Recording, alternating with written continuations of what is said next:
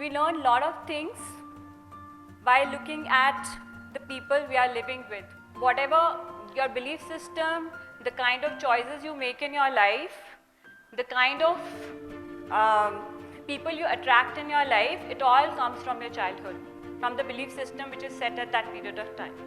जब आपका childhood difficult होता है, जब आप पहली बार जाते हैं ना और बोलते हैं you know I am learning to love you, बच्चा रो पड़ता है.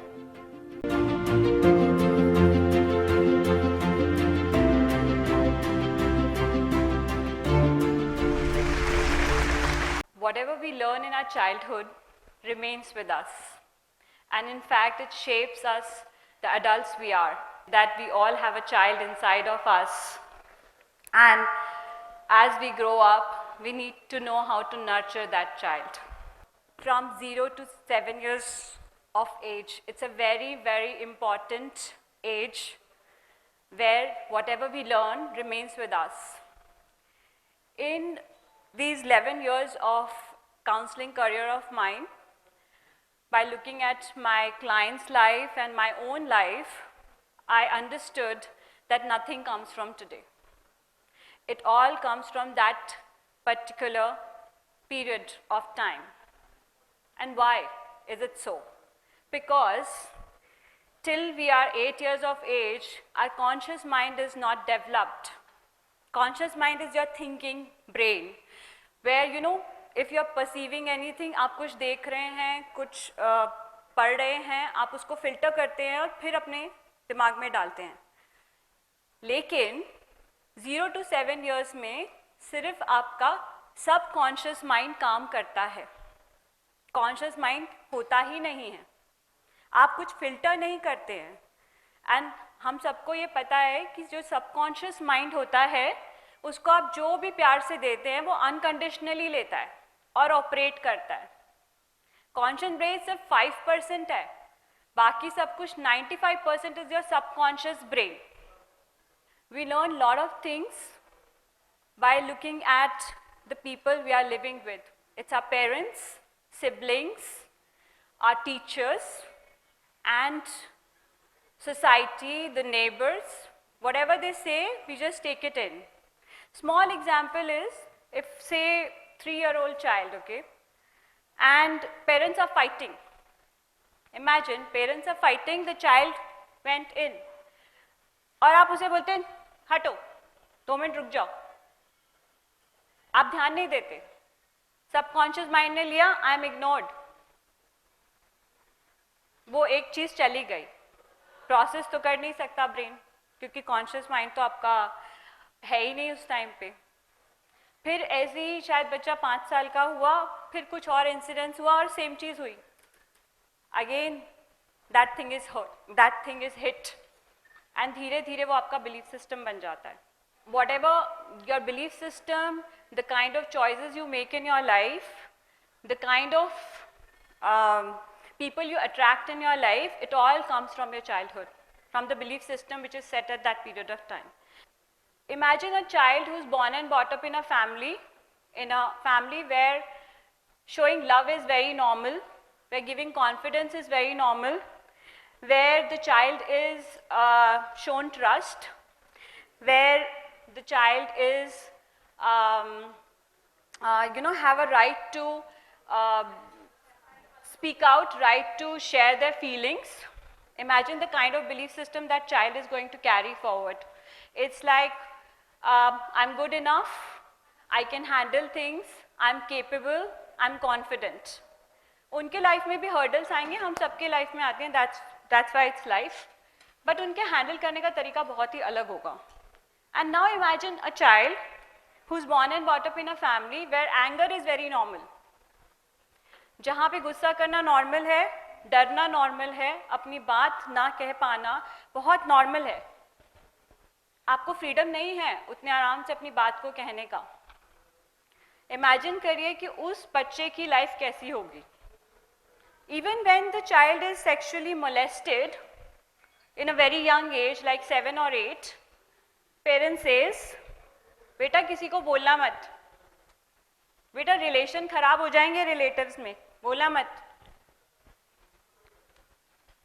इमेजिन करो उस बच्चे की सेल्फ वर्थ कितनी लो होगी या सेल्फ एस्टीम कितनी लो होगी, और उसका बिलीफ सिस्टम क्या होगा.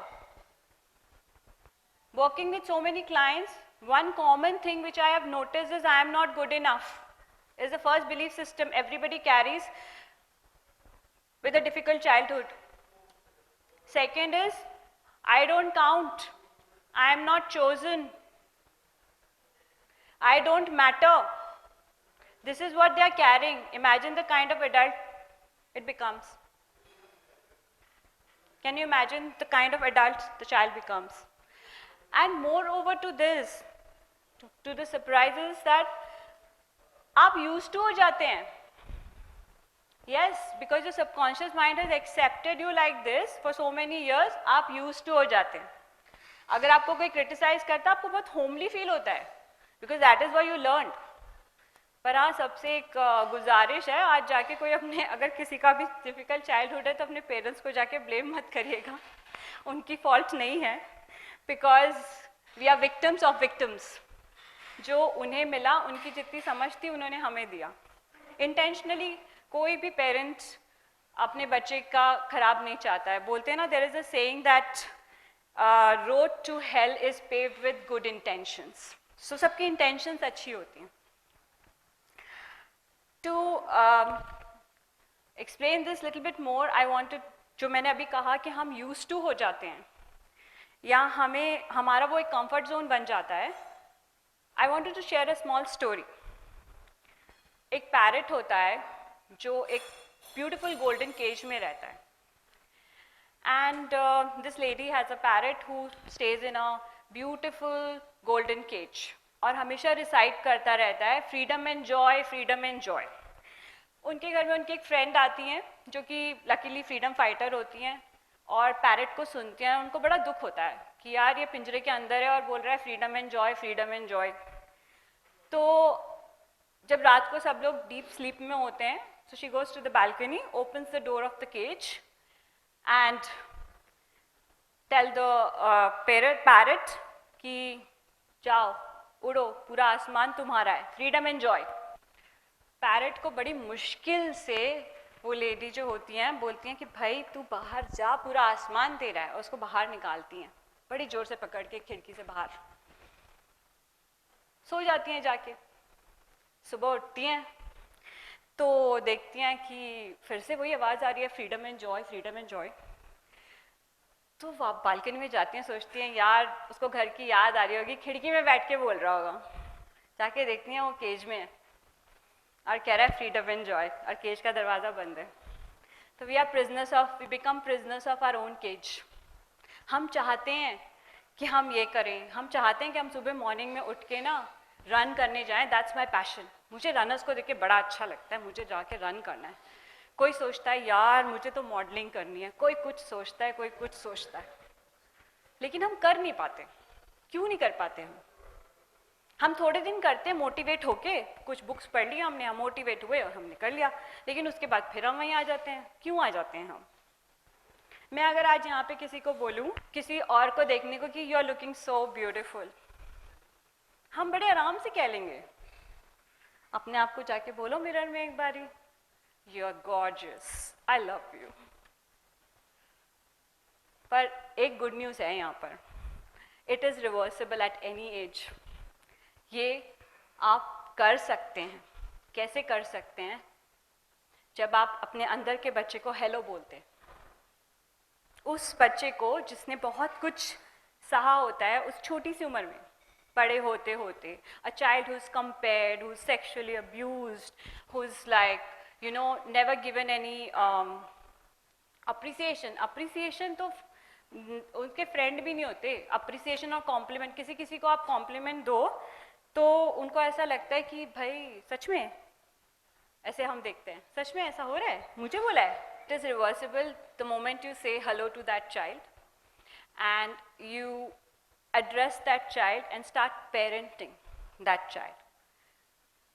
Start understanding and acknowledging what the child has gone through.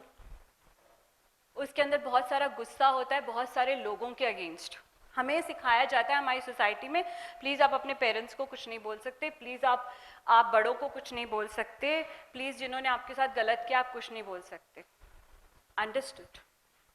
पर उस बच्चे को बहुत कुछ बोलना होता है, और उस बच्चे को जब तक आप बोलने नहीं दोगे फॉरगिवनेस नहीं आएगी, और जब तक फॉरगिवनेस नहीं आएगी आप आगे नहीं बढ़ सकते. It's a fact.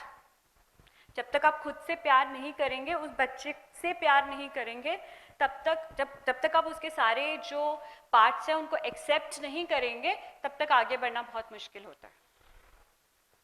मैं ये नहीं कहती हूँ कि बार बार जाके अपने पास्ट को स्टर कीजिए, बट 2-3 बार जाइए, उस बच्चे को पूछिए.